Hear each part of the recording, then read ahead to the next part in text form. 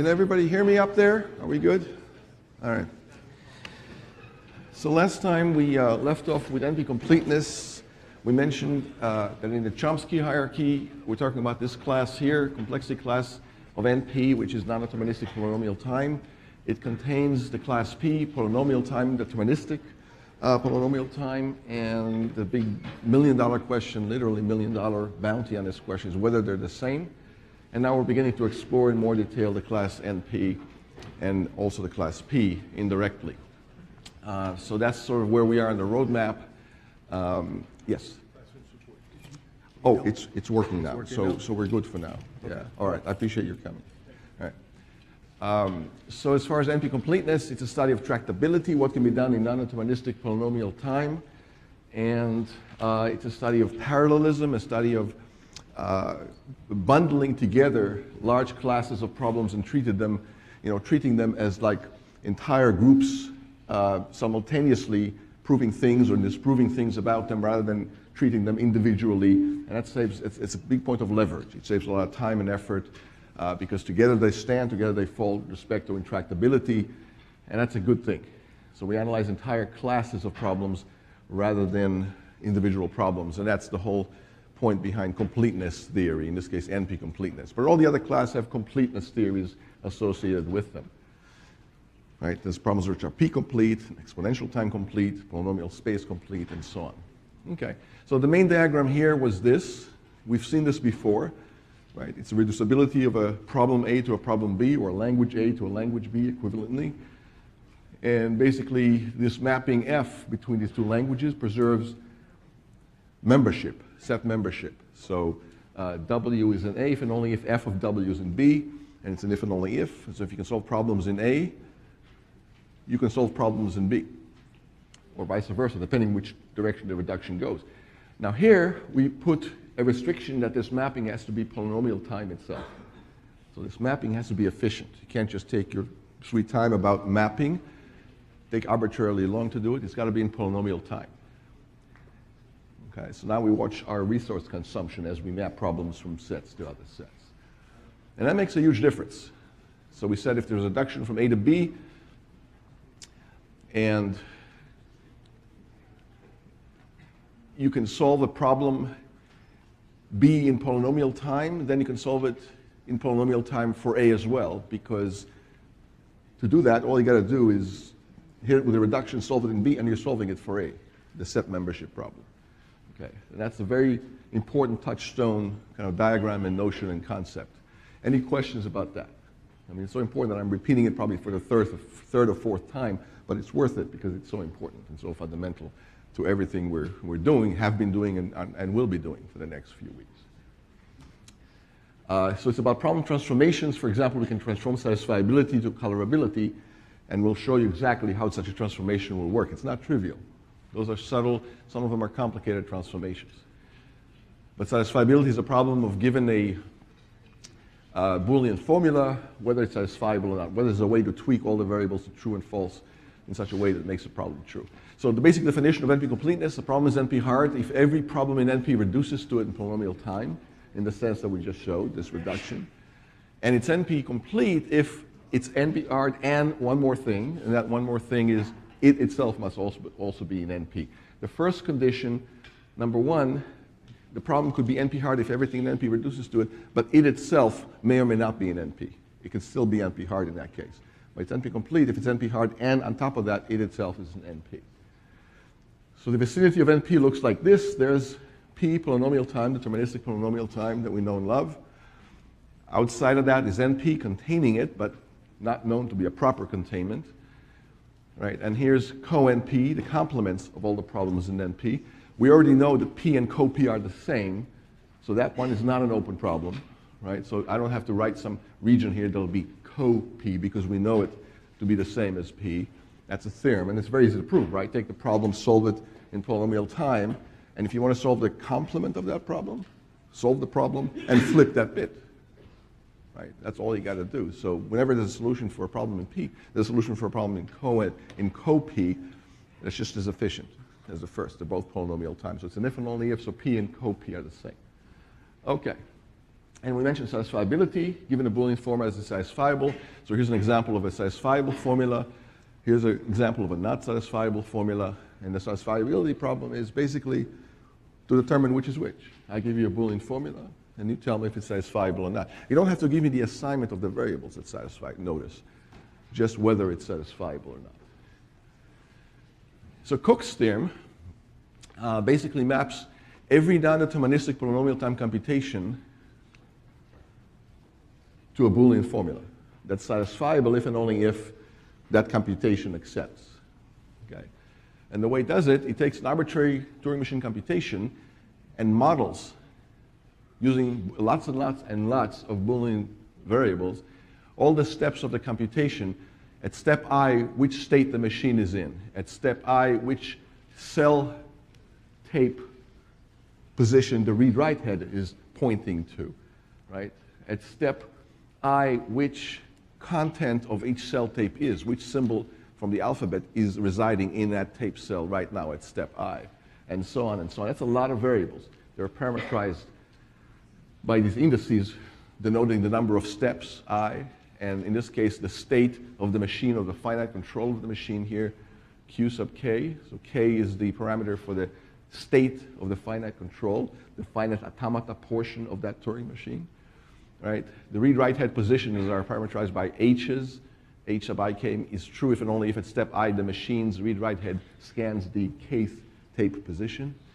And S sub ijk, that's parameterized by 3 indices. At step I, the machine's tape cell j contains the alphabet symbol S sub k, or sigma sub k, whatever that symbol might be. So that's a bunch of variables denoting the complete state of the machine at any given moment. So based on which variables here are true or false, you know exactly what the machine is doing at that moment. It's an instantaneous Kodak moment where you take a snapshot of that machine in the middle of the execution. But it's not enough to just have the variables having the state of the machine. You have to denote now with clauses which state transitions are allowed to happen and which are not allowed to happen. Okay, so you have to say at each time I, the machine is in exactly one state and not in 17 different states. The read-write head scans exactly one tape position and not 12 of them. Right? All cells contain exactly one symbol and not 1,000 symbols at once. And at time 0, the machine is in an initial state. At time p of n, that polynomial that it runs under, because it's a polynomial time machine. At time p of n, it's in the final state, or a final state. It could be more than one. And very importantly, you have to encode the transitions also as clauses in this giant Boolean formula that we're constructing. Right? And the transitions basically encode all the valid ways to transfer from states to other states.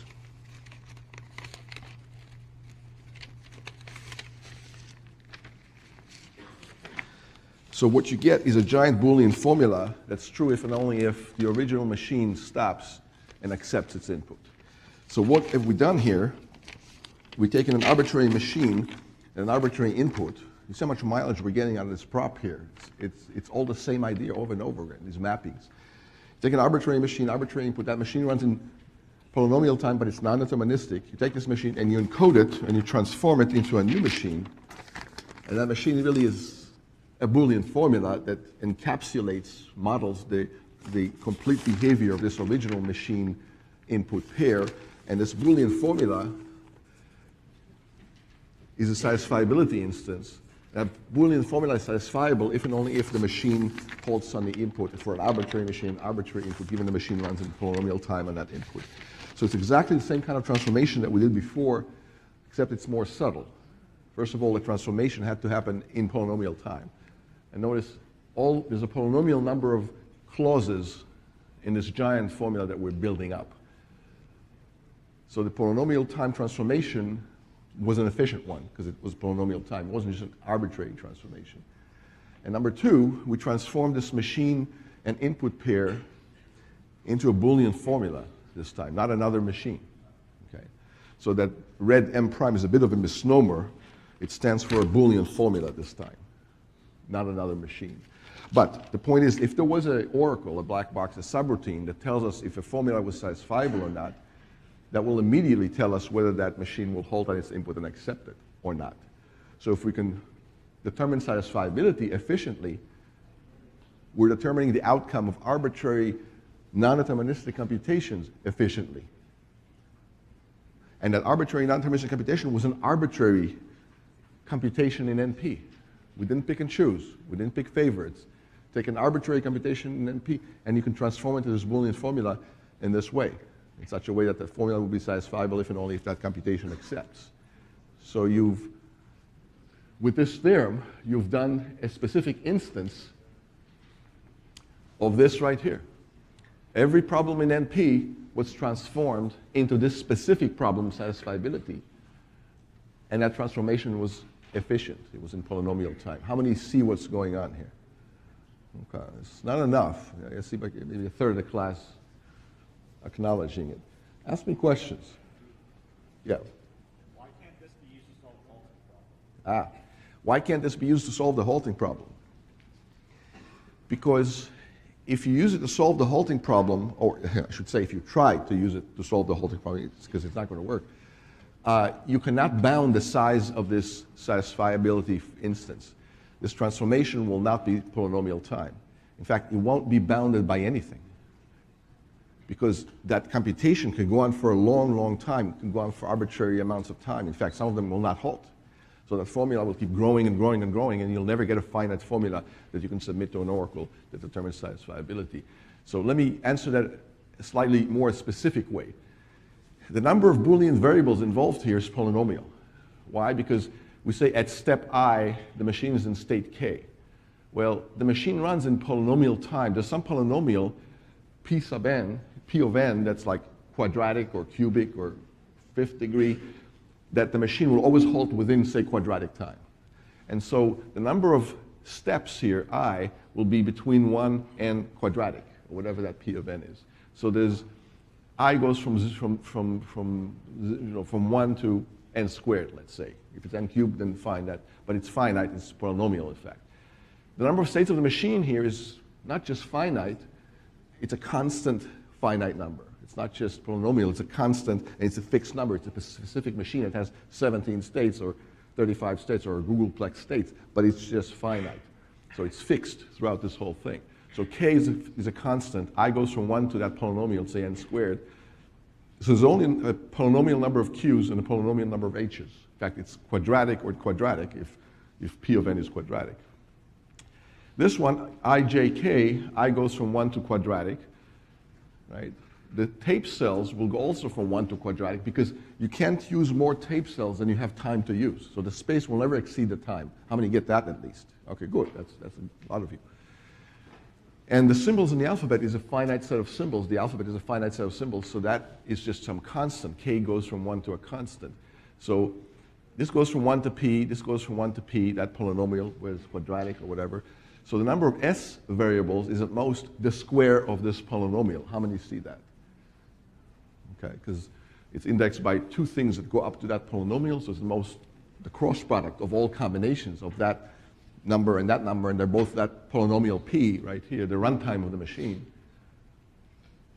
And then, so there's many S's, there's quadratic in P, but nice thing about polynomials is that when you multiply them together, you get another polynomial. Another nice thing about polynomials, even more importantly, you compose them, you get another polynomial. It doesn't blow up, exponentially on you or worse. So if P is a polynomial and Q is a polynomial, P of Q of n is a polynomial too. Okay. How many get that part? Polynomials composed to yield more polynomials. Good. So P is a very robust class. We'll talk about that separately. Yeah, question? So the number of possible configurations is finite? The number of possible configuration is a function of that runtime, but it's polynomial in that runtime, not exponential. So what's the preventance from nailing down specific cases, configuration of the machine where we can terminate, where we have The machine always terminates. So this is not an arbitrary Turing machine. It's a machine that runs in polynomial time. Polynomial time. So it always, not only does it always halt, not only does it not run forever, i.e. not only does it always halt, it halts within polynomial time. So it's a double whammy on restricting what it's doing. So it cannot run forever, and it can't even stop in exponential time because that's illegal too.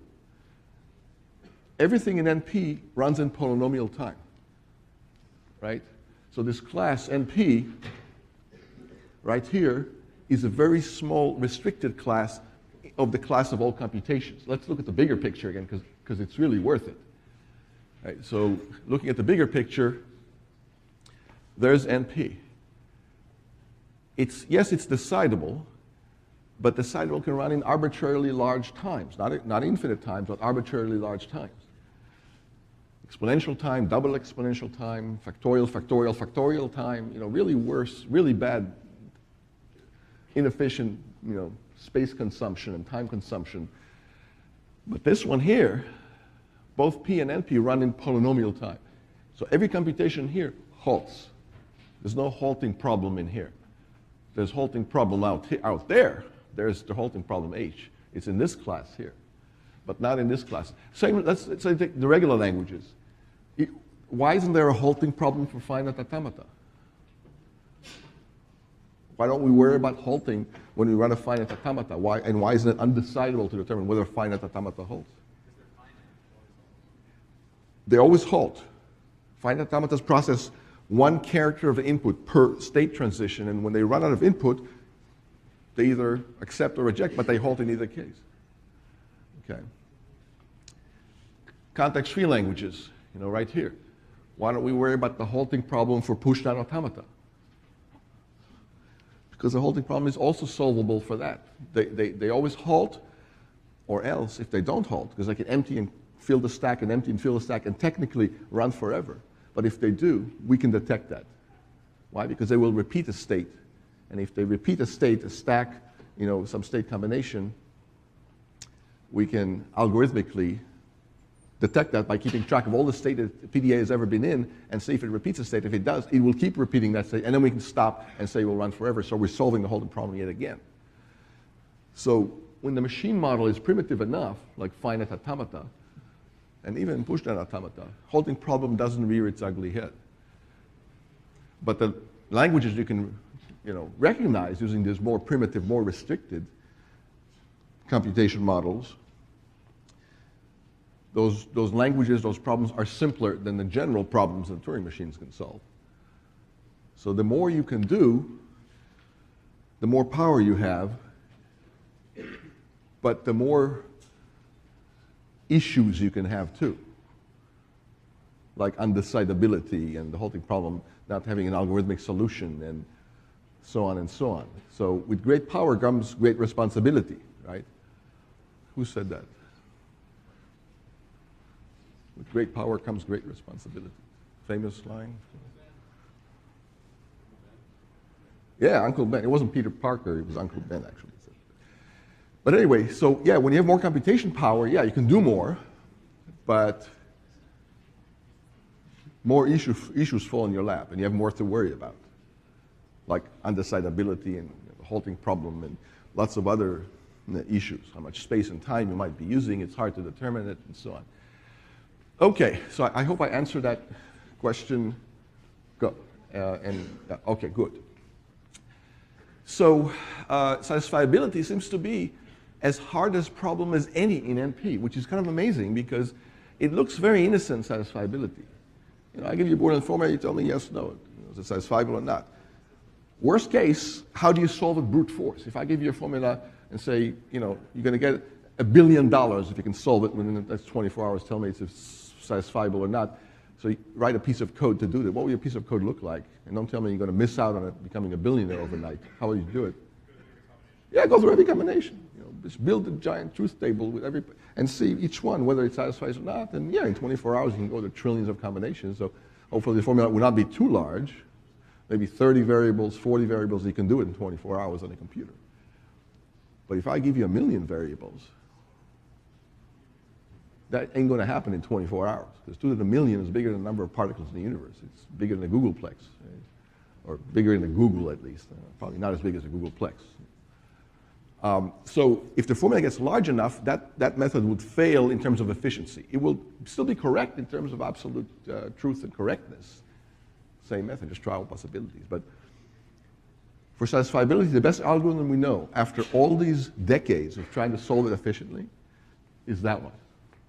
try all possibilities. We know of no better method than that. Of course, we can take a few shortcuts, and if one of the terms is just a zero, then of course it's not going to be satisfiable, so you don't have to try all combinations, because one of the terms is just a plain zero or false, and you ain't going to end with the truth with any other terms, no matter what they are. So you can take a few shortcuts like that. But other than these obvious trivial shortcuts that don't happen very often, generally we know of no better algorithm than brute force, try all possibilities. Same for traveling salesmen. Same for binning problems, for scheduling problems, for Steiner tree problems, right, for packing problems. We'll talk about all those separately. And why do we not know about efficient algorithms for all of them? Several reasons. But the last reason will be the best reason. Several reasons. One is they're all kind of hard and tricky and involve a lot of search in an obvious algorithm, and it's not clear how to do it in a non-obvious way that avoids brute force search. Another reason why they're so hard, people have been working on them for decades and decades, and they didn't succeed in solving any of them efficiently, so you kind of say, okay, they must all be hard. But the best reason why they're all so difficult is that they're all NP-complete. And now we know that. And that means that if you can solve one of them efficiently, you can solve everything in NP efficiently, automatically, instantly, as a corollary to solving just one of them efficiently. How? By these reductions, by these transformations. That one there. How many are seeing more of what's going on now than before? Okay. I'm not sure if we picked up some people or lost some people with all that explanation, but we'll keep going and hopefully it'll be clear. Okay. So the problem of satisfiability is hard because you can construct a polynomial-time number of variables and then conjoin them into clauses in a way that keep them depicting the correct state of this machine as it executes. And so that Boolean formula will be satisfiable if and only if that machine will halt at its input. So you're solving the restricted halting problem for machines that run in polynomial time that don't have a hard halting problem to begin with. But you're trying to solve the halting problem a little bit more efficiently than just running it in polynomial time. Remember, it's not deterministic. So running it will be more than polynomial time if you have to keep track deterministically of all the threads. The height of the computation tree will be polynomial, that p there. This p here. But the width of this computation tree will be exponential in p, so it's not polynomial. It'll be like 2 to the p, or 3 to the p, whatever the branching factor is of the non-determinism in this machine. So that's what satisfiability is. And we mentioned that it was discovered, this theorem, that satisfiability is NP-complete, that it's as hard as any problem in NP, was discovered by the American Stephen Cook and the Russian Leonid Levin at the height of the Cold War in around 1970-71, and they didn't know about each other. And for 10 years, the world didn't know that they came up with the same result independently. There was no internet, there was no web. Scientists were restricted from traveling to other countries in those days from the Soviet Union or to the Soviet Union. So, yeah, it's too bad they didn't meet early on and had the chance to talk about it. Would have been a great collaboration, sorry. Freudian slip. Freudian slip is when you say one thing and mean your mother. Yes, question up there.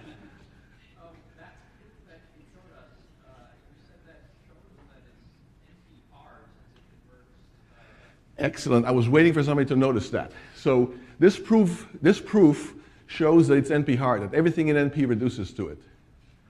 But what we didn't show is the second condition here, that it itself is an NP. So we show that it's NP-hard. Usually the second one is easy to do. It's much easier than the first.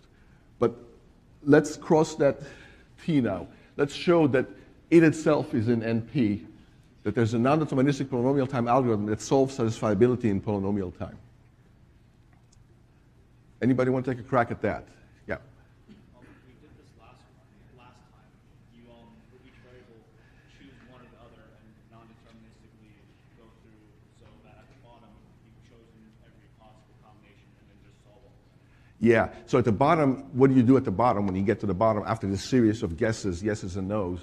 You collapse it. You test that. Yeah. You have to test. So what he's saying is, here's a non-deterministic algorithm that solves satisfiability in non-deterministic polynomial time. Pick the first variable, go left or right whether you think it's true or not, and then pick the second variable at the second stage of the second level of the tree, this non-deterministic computation tree. Go left and right on the second variable. Now you got 4 different options or states that you're in non-deterministically. And then pick the third variable, guess the assignment for that. So you can think about it as guessing, right? You can go left and right, and you can think about it as guessing whether it's yes or no. And by guessing, I don't mean like picking one and running with it, but pick both non-deterministically and cover all grounds. But after you go through n guesses, basically you've exhausted all possibilities of yeses and no for the n variables.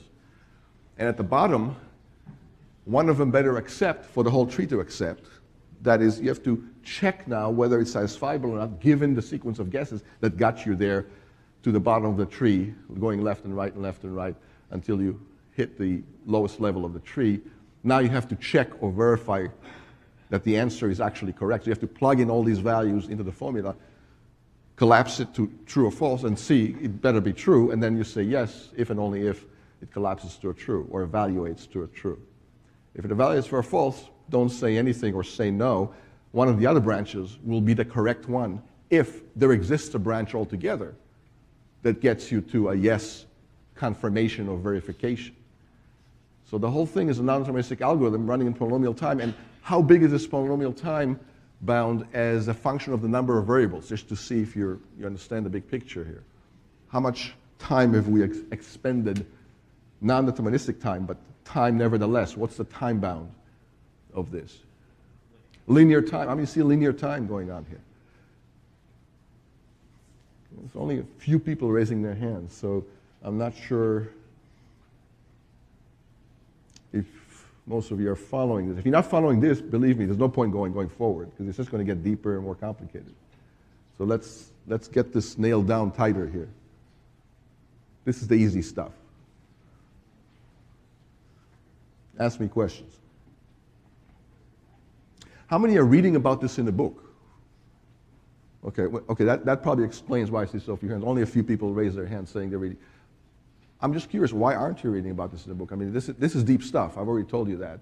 So if you just think for an hour of lecture, you're going to get it all nailed down in your head, you're very, very wrong about that. You need to read about it in the book, look it up on Wiki, look at other lectures about NP-completeness, at least at the high level. So I can only do so much in 2 lectures a week, right? I mean, I'm recording these lectures, but still, it's not enough. You should read the book. You should look at other sources. Look at other ways of explaining it, right? This is not easy stuff. I know it. I admit it. I'm telling this to you. But you need to do the heavy lifting. I mean, I'm your coach, but you're the athletes, right? I cannot do push-ups and sit-ups for you. I mean, I could. It wouldn't do you any good. You need to do this stuff. So I'm telling you how many sit-ups and push-ups and miles you got to run, but you got to do that. I mean, otherwise, this will be very obscure and obtuse and mysterious, and that's not great for you. Ask me more questions. Yeah. So we've proved that there is a non-deterministic polynomial time algorithm to solve the problem. Yes. We proved that there's a non-deterministic polynomial time algorithm to solve the problem. In fact, it ran in linear time. Yes.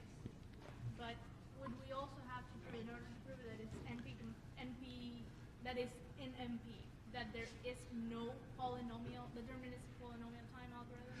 No, not that there's no deterministic polynomial time algorithm, just that there is a non-deterministic polynomial time algorithm. We don't know if there is a deterministic one or not. That's the P is equal to NP question. If there was a deterministic polynomial time algorithm for this, P will be equal to NP and you'd get your $1 million. So we only have to prove that it's likely the superset of NP, but not in the... Yes. That it's not in this subset. Yeah, so we don't know if it's in P or not. All you got to show is that it's in NP. Okay.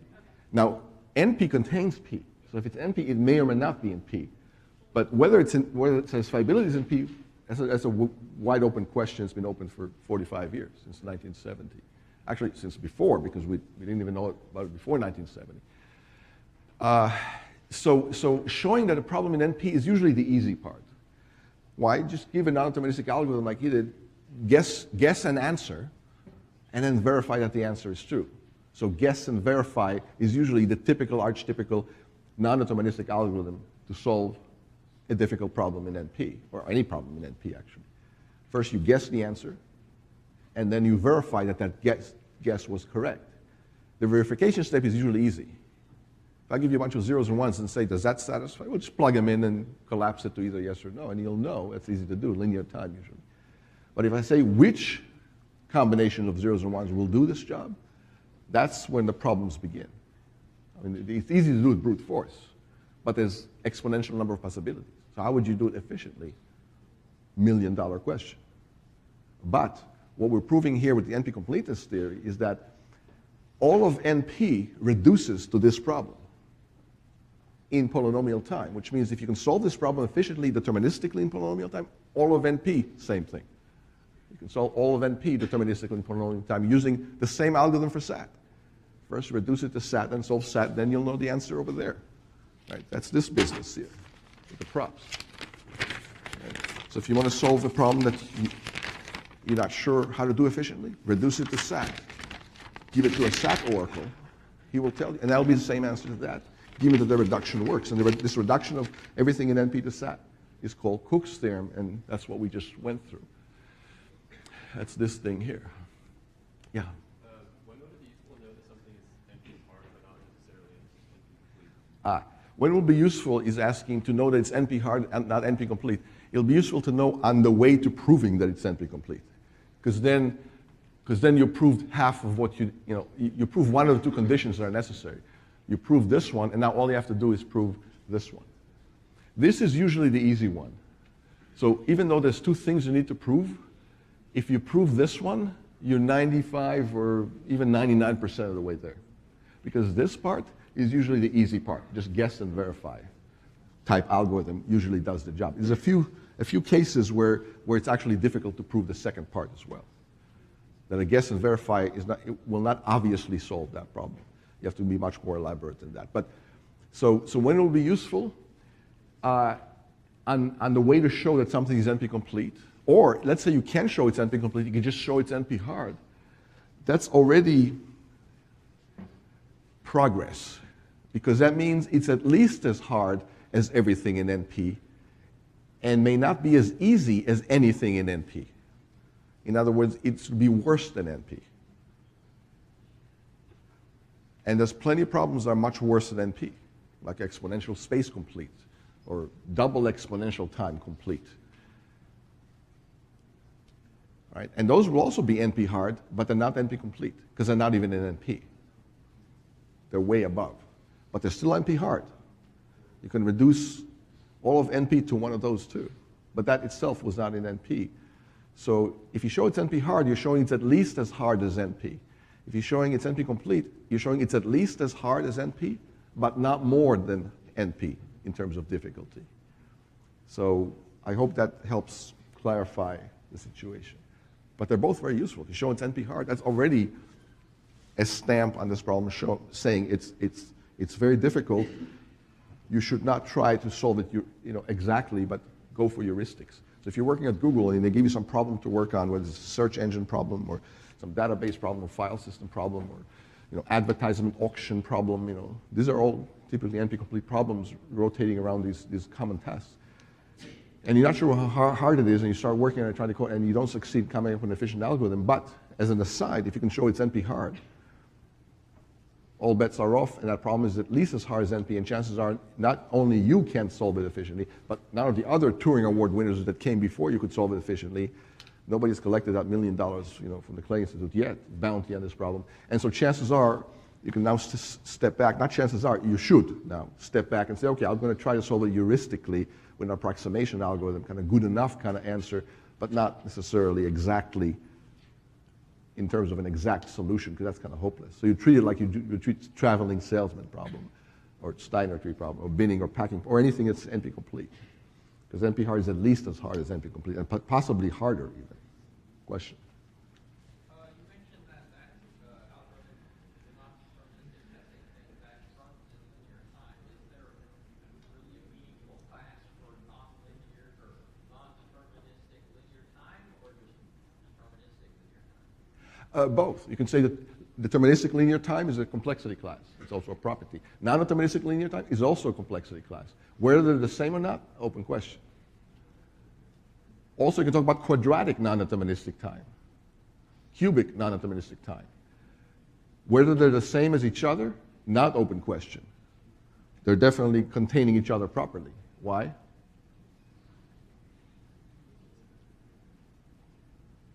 Why does, let's say polynomial time, let's leave non-determinism alone for now. Why does quadratic polynomial time properly contains linear polynomial time? I don't even need to say polynomial at this point. If I say quadratic time, it is a polynomial, so I'm being redundant, superfluous, and unnecessarily repetitious. There I went again. Joke. You can laugh. Okay, but what allows me to say that quadratic time properly contains linear time as a complexity class? Yeah, what do you say? Yeah. Everything that runs in linear time runs in quadratic time, so linear time is contained in quadratic time, but what makes them not equal? Maybe they're the same.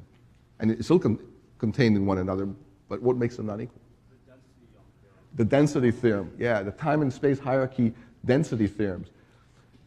Whenever you have density, the density theorems for space and time, for space it's very, very dense. If you have asymptotically tiny amount of extra space, you have new problems that you didn't have before, so it's proper containment. For time, we said there was a logarithmic jump. If you're more than a log factor in terms of time, you gain more languages, infinite number of more new languages that you couldn't do in a lower time bound. So the time and space density theorems imply immediately that linear time is properly contained, not just contained, but properly contained. It's not equal to quadratic time or cubic time or quartic time or quintic time or any higher time than that, and certainly exponential time super contains properly all these polynomial classes and so on. So, but right now we're not splitting that hair of how high the exponent is in these polynomials. Right now we're just saying any polynomial. We're being very, generous and unassuming. We're not looking for a really good, great polynomial. We're just looking for any old polynomial as opposed to an exponential. Remember, up to this point in the class, we didn't split hair about time and space whatsoever. We just talked about what's possible in any amount of time or any amount of space. And some things were not possible, no matter how much time or space you chose to expend. Like what? Say it loud, say it proud. The halting problem. That's not solvable no matter what. You want to throw, exponential, factorial number of times the factorial, apply nested, you want to throw that much time or space at a problem? Halting problem? That's not enough. No amount of time or space will be enough because there's no algorithm for them whatsoever. That was pretty bad. And now that we had all this infrastructure under our belts, intellectually speaking, now we can start splitting hairs about what we can do in polynomial time and what we can't do in polynomial time. If we had more time, this was a longer class, we can start splitting hairs about the size of the polynomials, whether it's linear, quadratic, n log n, n cubed. But that's even harder. It's called analysis of algorithms, basically. That's a whole separate kind of study and class, and kind of trying to nail down the time and space complexity even more precisely than we are now. But that's for specific algorithms, like sorting and searching and matrix multiplication. Here we're talking about the entire class of algorithms that can be done in polynomial time.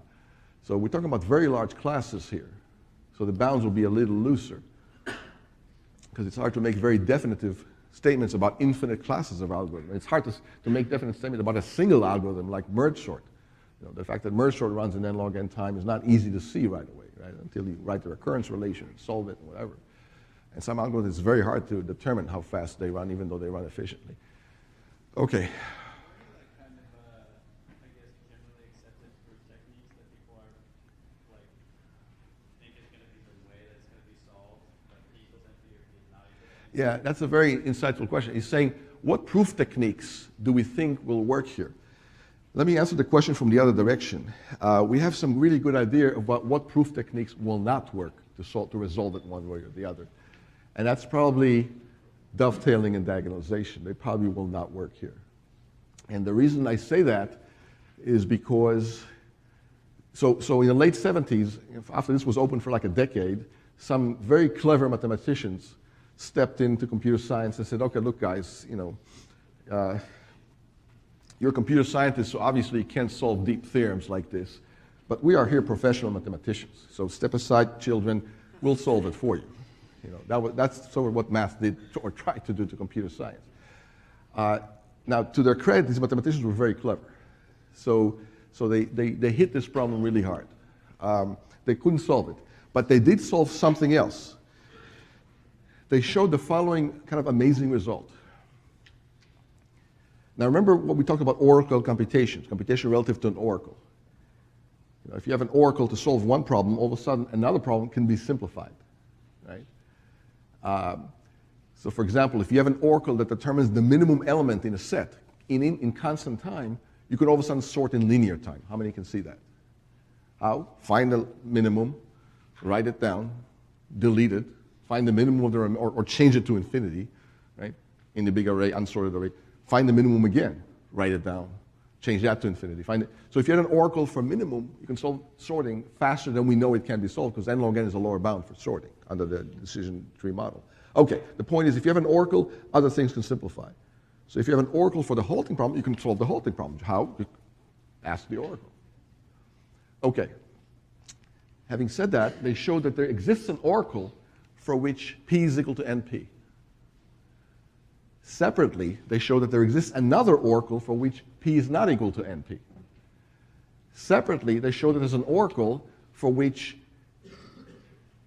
p is not equal to np, but np is equal to co-np, another open problem. And separately, they showed an oracle for some other combination, and so on and so on. Those oracles were really hard to find, and they're very tricky, and they're hard to describe even, never mind finding them. If I try to explain to you what these oracles are, trust me, it's not going to be a good use of your time. You can look it up for extra credit if you want. Okay? But here's the point. All the known techniques of proving equality or non-equality of complexity classes survive oracle attachments. In other words, if you attach an oracle, the proof remains the same and you get a similar result like you did before. Remember, the halting problem, we said that there's problems that are more undecidable than the halting problem. If you had an oracle for the halting problem, this other problem remains undecidable, even if you had an oracle for solving the already undecidable halting problem. For example, the halting problem for Turing machines with an oracle for the normal undecidable halting problem, the oracle problem for Turing machines like that is doubly undecidable, even with such an oracle. So, and the proof was very much the same. That proof survived the attachment of the oracle and went through pretty much identically. Anyway, the point is that we're not sure what techniques can be used, but we have some very good ideas about which techniques cannot be used, and that's pretty much most of the known techniques. So to solve this problem, not only you'll have to come up with really, really clever ideas, you'll have to come up with whole new proof techniques altogether. Examples of which are diagonalization, dovetailing, simulation. Those are not likely to help you. And by the way, this problem could be independent of the axioms. We don't know that it isn't either, like the continuum hypothesis or the parallel postulate of Euclid. How many remember that independence of the axiom discussions we had earlier in the semester? A dozen of you? Okay, I'll take it. Now, this is esoteric stuff.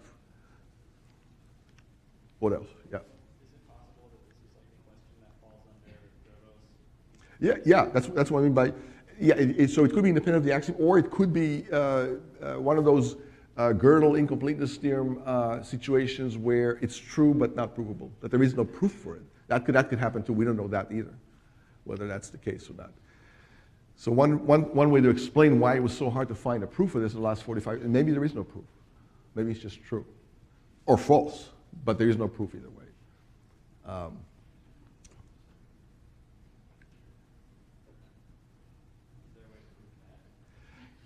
Is there a way to prove that? I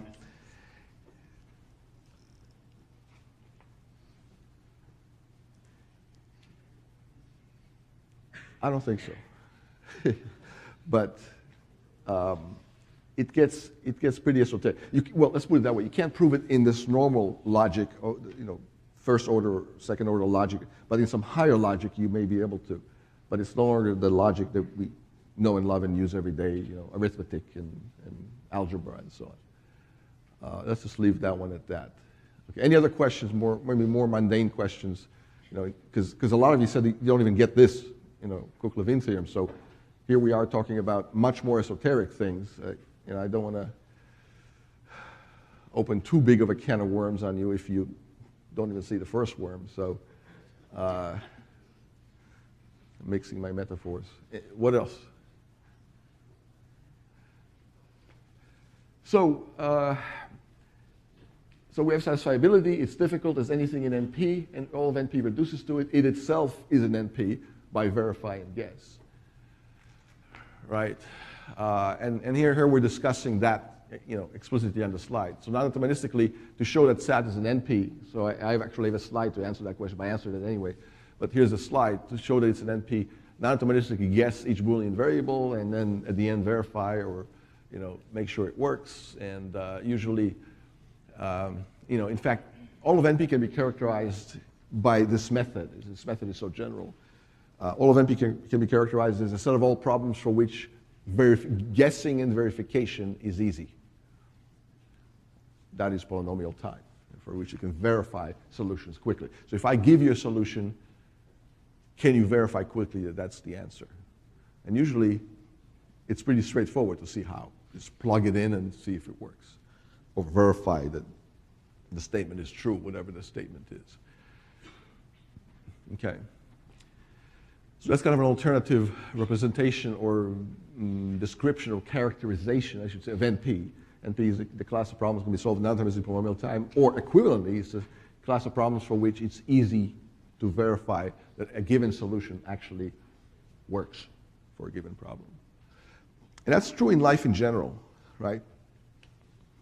So for example, if I ask you, what's the square root of 1, 2, 3, 4, 5, 6, 7, 8, 9, that number, that 9-digit number.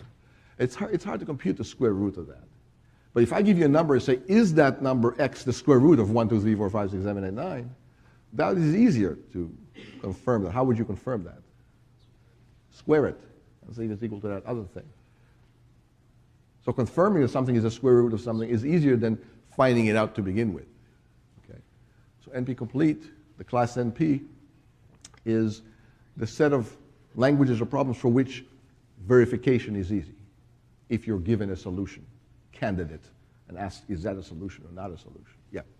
For the traveling salesman, how do you verify that a circuit is the minimum? So for traveling salesman, how do you verify that a given circuit is the minimum width? Because there's another parameter that comes in the input. The parameter is the maximum bound on the tour length. So traveling salesman technically is not just here's a graph, give me a tour, but here's a graph and some integer k. Give me a tour less than k or less in length. So if I give you a tour, you can see the length of this tour and tell me if it's less than k. Now, here's a more subtle answer to this. Let's say you have a tour, and I didn't give you this parameter k. Okay. What you can do is do a binary search on the tour length, and for each one of those, ask if there's a tour of less than size k, and keep binary searching on this maximum tour length, and keep narrowing it down. So if you don't know what the tour length is, the optimal tour length, use the subroutine that asks you, is there a tour less than size k? And that you can do non-deterministically by guessing the tour and then verifying that it's less than k. And you can guess all tours, right? Start somewhere. Your first tour edge could be any one of your neighbors. So pick one of them non-deterministically. Your next tour edge is one of those neighbors of that node, so pick one of those. So you can guess the tour and then check its length, its total sum length of edges. So determining whether a given tour, is of a given length, is a given length or less is easy. So if you don't know the tour length, you can say, okay, I don't know what the tour length is, but let's say I've asked if there's a tour of less than size 1,000. And if there is, I'll ask, is there a tour of less than size 500? And if there is, I'll ask, is there a tour of less than size 250? And so on. So I'm binary searching very quickly, and in logarithmic time, I'll converge finally on the answer. And that's usually how you can do that, by some binary search technique. So, but having said that, let's move on, because I worry that a lot of people are getting lost here. With the more, so I appreciate the deeper, more advanced questions, but I worry that 90% of the people are not following this, even the beginning of this. So I'm a little concerned at this point. So let's go back to basics here. So we mentioned Cook's theorem and Cook's paper. I think I showed this last time. This is all of Levin's paper in Russian, so no wonder it was so obscure. And we mentioned this encyclopedic treatment of NP-completeness. It's an old book, but it's an oldie but goodie. You should still refer to it. It's on the class website for extra credit. You can take a deeper dive into it. It's a very nice reference on the subject. It starts from scratch. It tells you all the definitions. And so does our own book. Zipser has NP-completeness in it, starting from scratch. And you should please all read that section of the book about NP-completeness. Otherwise, you'll just be staring at this with, it'll seem mysterious to you for a long time, or forever even. Okay, so let's talk about the robustness of P and NP. It's a very robust class, both of them, because compositions of polynomials yield more polynomials. Right? So the computation models are all polynomially simulated by all the other models. So if you want to simulate a supercomputer with an abacus, you can. You'll have to be a very large darn abacus. But the point is, you can do this. Right? And certainly a supercomputer can simulate an abacus. And certainly a regular computer can simulate the game of life, Conway's game of life. How many have seen game of life simulations? Game of life is a universal computation model. But it can also be simulated with a C program on a Dell or by an iPhone and so on. Boolean circuits can certainly simulate orbital mechanics, or simulate pool games. But remember, pool was universal, so were orbital mechanics. So is DNA folding and chemistry of organic compounds. You can simulate that by a computer.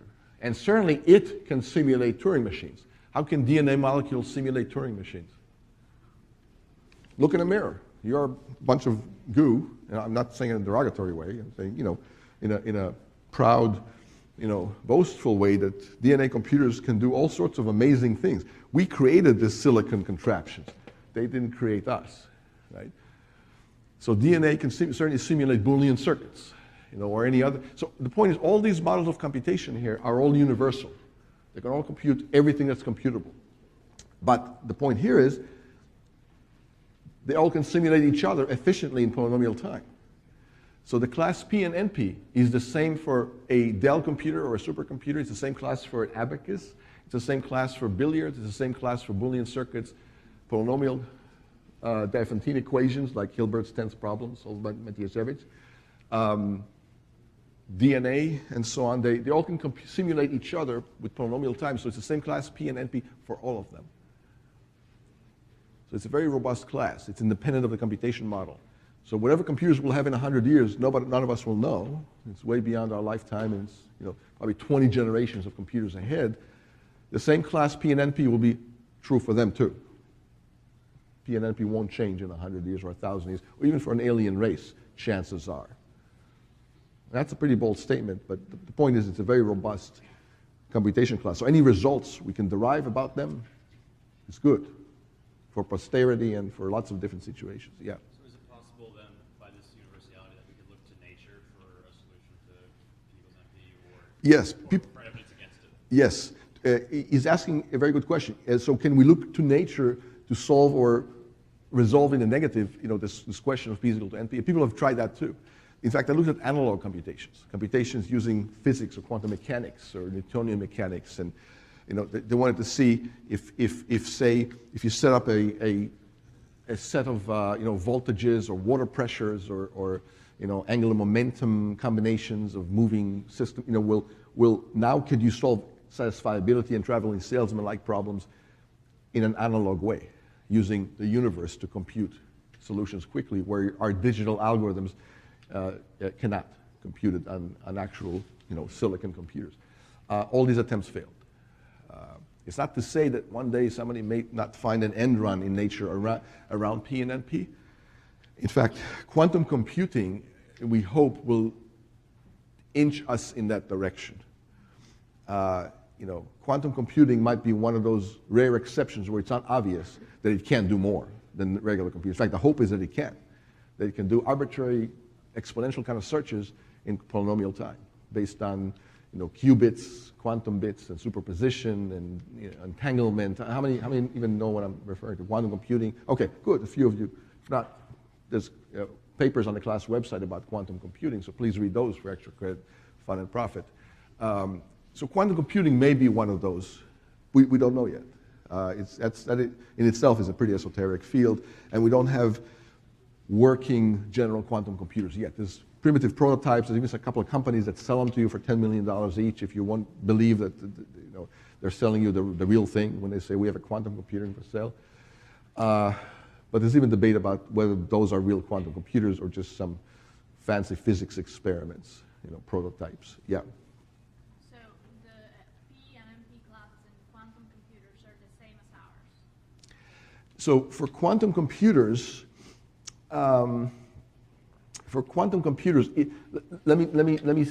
so she's asking, for quantum computers, is the class P and NP the same as our class for regular computers or circuits? We're not sure yet. They may not be, but chances are they will be the same. We don't know yet. We're hoping that using a quantum computer, you can solve everything in NP efficiently in polynomial time. But that's a really, really far-fetched. But will that prove that P equals NP in our class? No. So that will, even if you can show for a quantum computer that P and NP are the same thing, that they're so powerful, super powered, that they can solve everything in NP efficiently, that still will not resolve P is equal to NP for our normal computers, everyday computers, or for biological computers like we are. That still will remain open. But that's an excellent question. So people are looking into that because it's so important. And there's a Clay Institute, prize for, $1 million each, literally $1 million. And one of them is the P is equal to NP question. And there's 7 problems there in general. It's one of 7, and the number 5 has been solved already. And remember we said this guy didn't even want to collect his money for some strange reasons. Okay, a little bit about reduction types. So we said A is reduced to B using some polynomial time computation, mapping F. And we said that means A is reducible to B. That's denoted like this. But often we call that a many-one reduction because many things in A can reduce to B, but it's a one-shot. When you solve membership in B, you just solve it once with a single oracle call. But there's another type of reduction where you don't have to take one-shot kind of membership transformation and solve it with one hit. What you can do is use the subroutine in B many times. So you can solve a problem by multiple calls for the subroutine for the oracle in B and then solve A that way. And it's not known, that's another open question, is whether one reduction type with a single shot call to a subroutine is the same class of problems, NP, for this other subroutine, many calls to a subroutine type of transformation. So we don't even know if that's the case. So the class NP can vary based on whether you call it once or call it many times. But we define it as calling it once. It could be that by calling many times, you can solve a little more, when I say a little, some larger class than NP, slightly larger class than NP. That's possible. And nobody knows that either. But I'm just bringing to your attention that there's a couple of different reduction mechanisms, not just one shot, but many shots. They're also polynomial time. So historically, Richard Karp, in his famous paper that we're about to talk about, used this kind of many-to-one reduction, and Cook used this kind of one-shot kind of reduction. And here's the open problem I just mentioned, that we don't know if these two kind of reduction techniques yield the same class, NP, but they probably do. We just can't prove one way or the other. It's another open problem. By the way, most experts who've dedicated their life to resolving the P is equal to NP question believe that P is not equal to NP.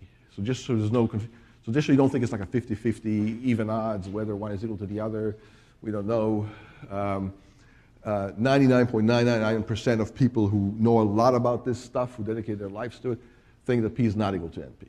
And in fact, a lot of things in life depend on that fact. Crypto systems often depend that, heavily that P is not the same as NP. You know, we don't want your adversary to all of a sudden have an efficient algorithm to decrypt all your messages and secrets and emails and financial transactions. I mean, for example, Bitcoin could become completely irrelevant overnight if you can break the crypto system on which it is based. You know, and many other, you know, financial systems and transactional type, you know, databases where they depend on crypto for security. They essentially depend very essentially on the hope that P is not equal to NP. You know, in fact, that they base their lives and fortunes on this. We all do, in a sense. Right?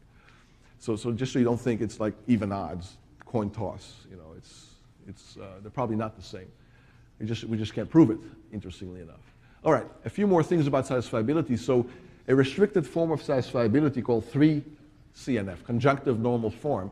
So conjunctive means it's a product of sums. Product right here means and, sum means or, of course, the usual. But here, every clause has at most 3 variables or variable negations. That's what we call it 3-sat. So 3-sat is every clause in the formula has at most 3 Boolean variables. No more and possibly less, but at most 3. But you can say exactly 3 if you'd like. The question is 3-sat NP-complete? Because we already know sat is NP-complete. That's Cook's theorem. So it turns out that you can easily show that 3-sat is NP-complete, even though it's a very restricted form of sat. And by the way, where does it stop? You know, why not say 1-sat? If I say 1-sat, sat is arbitrary Boolean formulas, but 1-sat is all the clauses that you're ANDing together have at most 1 variable or 1 negation of a variable. So how many say 1-sat can be solved efficiently? Good, now you're getting it. How can 1-sat be solved efficiently? What's an algorithm for a 1-sat? Search linearly if you find a false, and it's false if it's not. Okay, but the variables are all ANDed together, right? And the variables are either plain variables like x or negation of variables like x naught, x prime. So if you search for all combinations of variables, you're back to exponential search. So you have to avoid doing an exponential search here. So what do you say? Yeah, so if x and x naught are ANDed together in the same large Boolean formula, it ain't going to happen. It's not going to be satisfied because you have an x and an x naught. So no matter what you assign for the x, it'll be false. The whole thing will be false, no matter what the y's and the z's and the w's are. How many get that? All right. And it's an if and only if. So basically, you have to look for an x and an x naught for every variable x, or a y and a y naught, or a z or a z naught. How fast can you do this, do you think, deterministically for n variables? Roughly, take a wild guess. N log n, or you know, if you're really careful, you probably reduce it to linear. But the point is, it's polynomial and it's a low-order polynomial. You know, certainly quadratic time will be plenty good to do it, even brute force. For every variable, go through the entire formula, look for the other negated version of that variable. If it's there, the whole thing is not satisfiable. If it's not there, go to the next variable, the next variable. How do we get this algorithm? So 1-sat can be solved in very quick deterministic time, polynomial time. Less than quadratic, certainly n log n, probably even linear. Okay, so 1-sat is not difficult to solve. How about 2-sat? Everything has a variable in its negation. That one is less easy to see how you'd solve 2-sat. But it turns out you can solve 2-sat in polynomial time also. It's just a little bit more involved. For extra credit, show me how to solve 2-sat in polynomial time. But 3-sat is NP-complete already. And here's a proof. So let's say you have a clause that has more than 3 variables. Like in this case, it has 6 variables. What you're going to do is create a bunch of 3-variable clauses from this longer clause that have all these extra variables, a, b, and c, and they're color-coded here. So you'd say x plus y plus a times a prime plus the next variable z plus b prime plus the next variable u plus the next variable v here, and finally string out all the other variables when you run out. So the claim is this, that this is satisfiable, this clause here, this big long clause is satisfiable, if and only if this whole formula down here is satisfiable, made of only 3 variable clauses. Why? This whole formula is satisfiable if x is true, or if y is true, or if z is true. That's what this formula says. Well, if x is true, this formula is true, this clause here is true, because x will be true, doesn't matter what y is, and then make a false, and this is still true because x is true.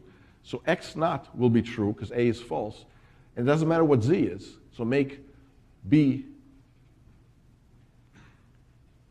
true, right? And then b naught will, so x is, if x is false, make a false, so a naught is true, so make b false, and b naught will be true, so it doesn't matter what u is, so make c false, so c prime is true, right?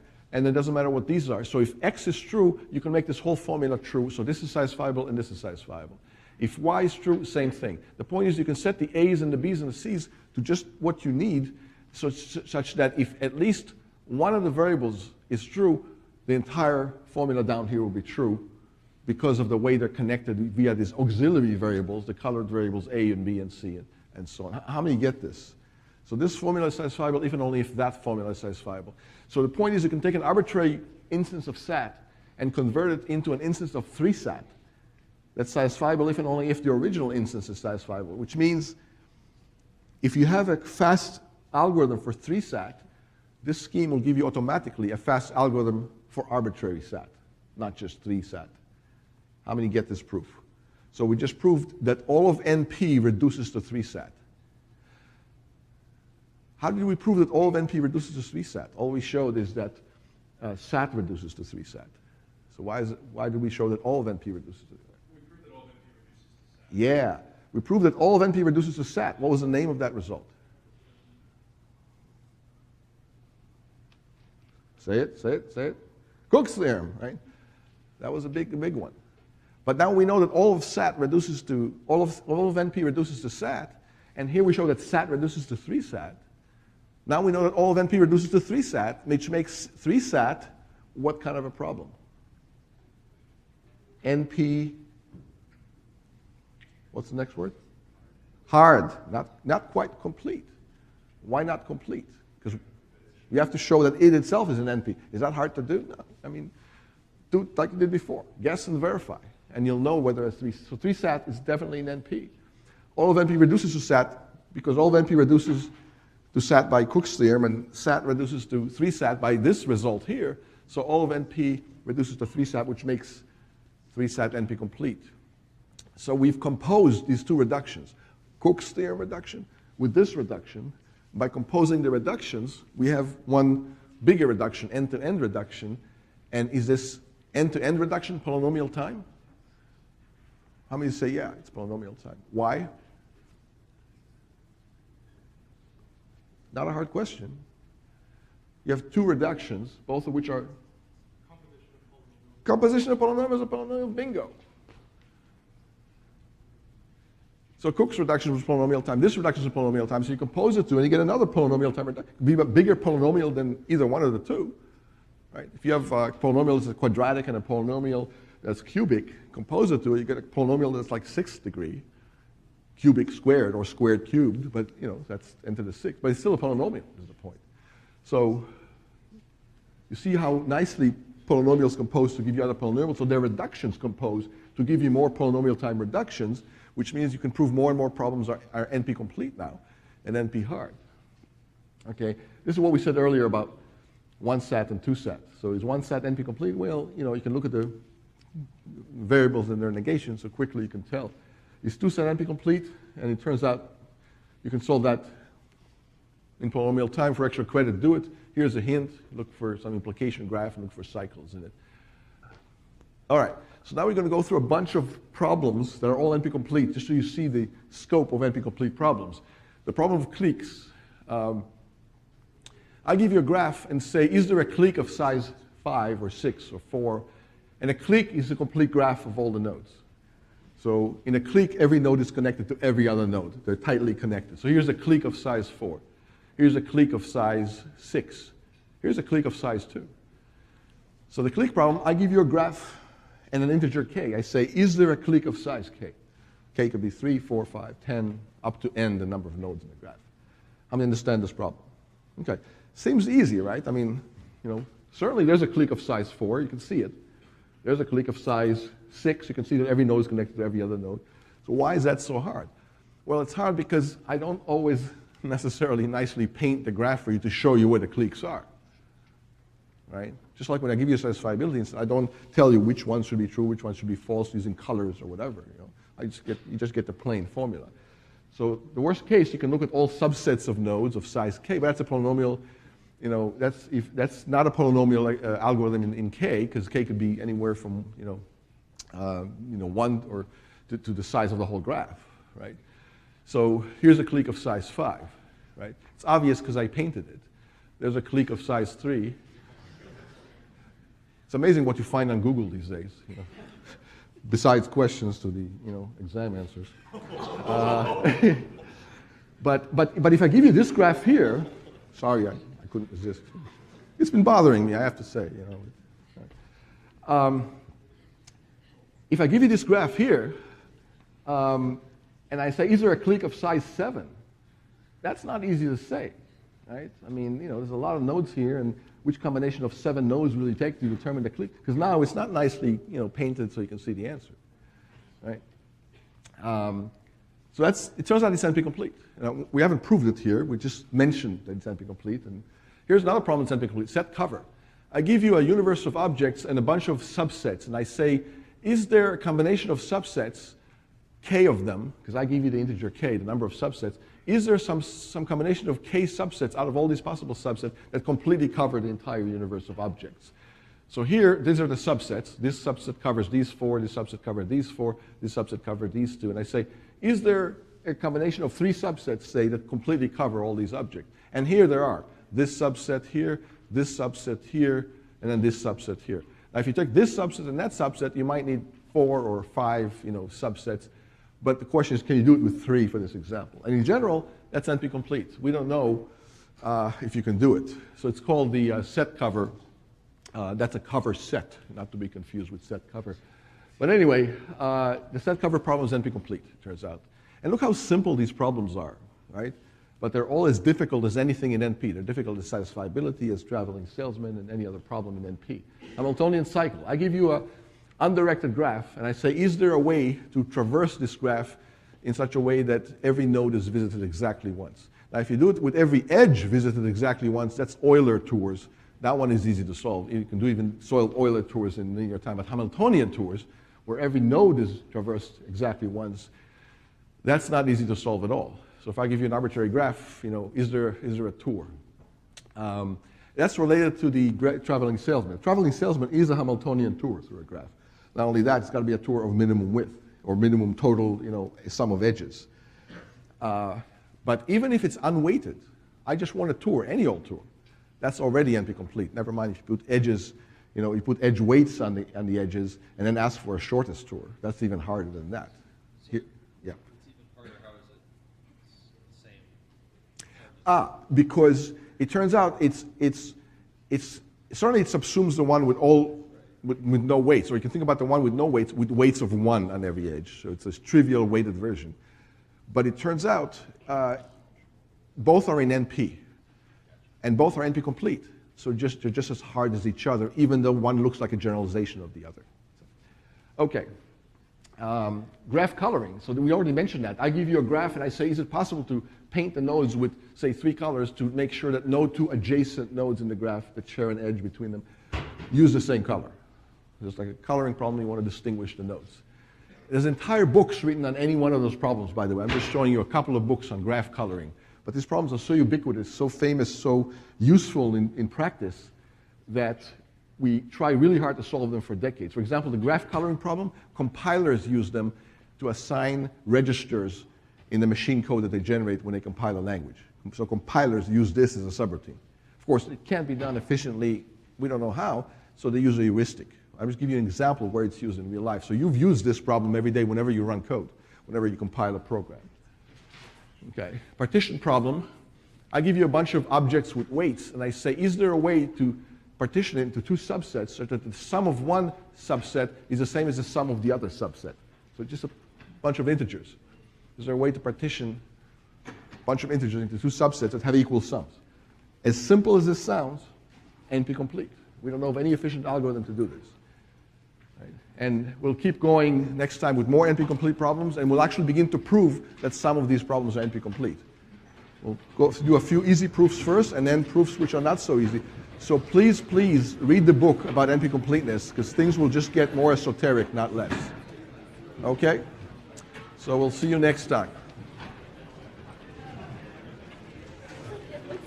I have a solution for the Satiafiability of 2. Oh, good. How would you do it? Okay, so you each clause represents a graph from that variable, edge from that variable to that variable. Separate the graphs into the graphs that are connected separately, and then each one of those graphs you can solve by one of those clauses. There's only 3 possibilities for that clause to be true, and that forces everything else to be either true or false.